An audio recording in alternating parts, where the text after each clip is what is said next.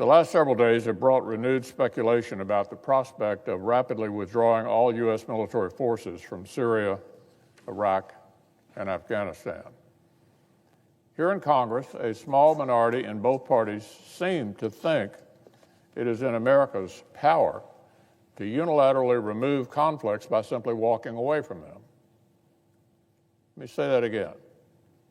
A small minority in both parties seem to think it's in America's power to unilaterally resolve conflicts by simply walking away from them.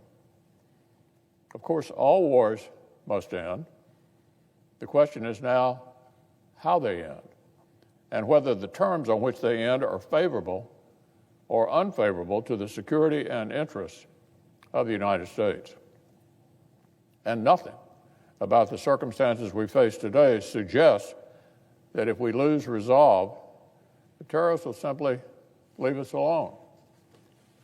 Over the last 4 years, the Trump administration has made tremendous headway in creating the conditions that will secure the enduring defeat of the terrorists.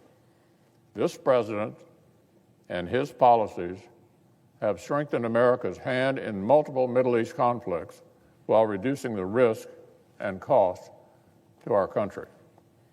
The ISIS caliphate has been shattered, and millions have been liberated from their brutal rule. We've removed master terrorists like al-Baghdadi, Soleimani, and senior al-Qaeda and ISIS leaders from the battlefield.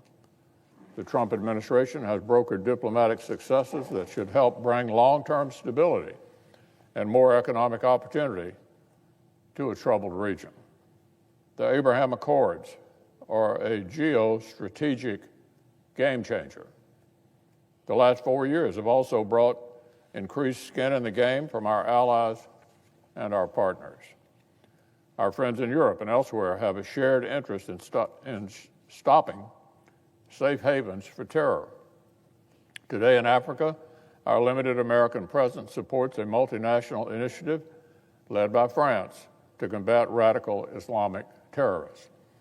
Likewise, in places where American forces continue to play roles in ongoing conflicts across the broader Middle East, Secretaries Mattis and Esper worked hard and successfully to secure renewed contributions from European partners and to transition our posture more and more toward a supporting role. Our local partners are demonstrably shouldering the lion's share of the burden in the fight. In neither Afghanistan, nor Iraq, nor Syria are American combat forces playing a primary role. We've scored major battlefield successes by supporting and working with and through local partners, such as the Afghan National Security Forces, the elite Iraqi Counterterrorism Service, and the local Kurdish and Arab fighters of the Syrian Democratic Forces. So, Mr. President, the situation we face today is totally different than what we faced 10 years ago. We do not have hundreds of thousands of soldiers engaged in combat abroad. We do not have hundreds of thousands of soldiers engaged in combat abroad. We're not an occupying force. Today, our limited American military presence in the Middle East is supporting local forces and enabling multinational efforts. We're playing a limited, but important role in defending American national security and American interests against terrorists who would like nothing more than for the most powerful force for good in the world to simply pick up our ball and go home. They would love that. That's why last year, 70 senators, a bipartisan supermajority, voted for an amendment I authored. It acknowledged the progress made in Syria and Afghanistan, identified the risks that remain, and cautioned that precipitous withdrawal would create vacuums that Iran, Russia, and the terrorists would be delighted to fill. There's no American who does not wish the war in Afghanistan against terrorists and their enablers had already been conclusively won. But that does not change the actual choice before us now: a rapid withdrawal of U.S. forces from Afghanistan now would hurt our allies and delight the people who wish us harm. Violence affecting Afghans is still rampant. The Taliban is not abiding by the conditions of the so-called peace deal.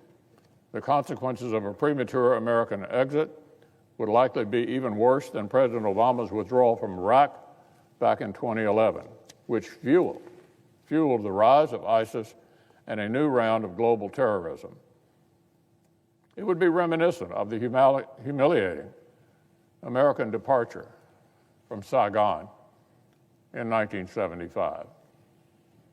We'd be abandoning our partners in Afghanistan, the brave Afghans who are fighting the terrorists and destroying the government's leverage in their talks with the Taliban designed to end the fighting. Our retreat would embolden the Taliban, especially the deadly Haqqani wing, and risk plunging Afghan women and girls back into what they experienced back in the 1990s. It would hand a weakened and scattered al-Qaeda a big propaganda victory and a renewed safe haven for plotting attacks against America.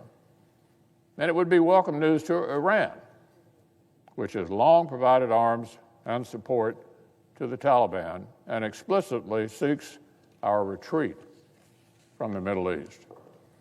A disorganized retreat would jeopardize the track record of major successes this administration has worked hard to compile.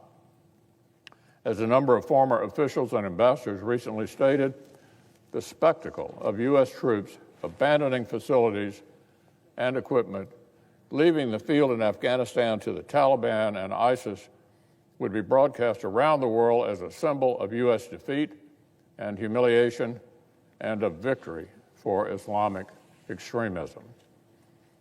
President Trump deserves major credit for reducing U.S. forces in Afghanistan to a sustainable level, scoring major victories against terrorists across the region, and ensuring the Afghans themselves are at the front of the fight. That same successful approach should continue until the conditions for long-term defeat of ISIS and al-Qaeda have been achieved.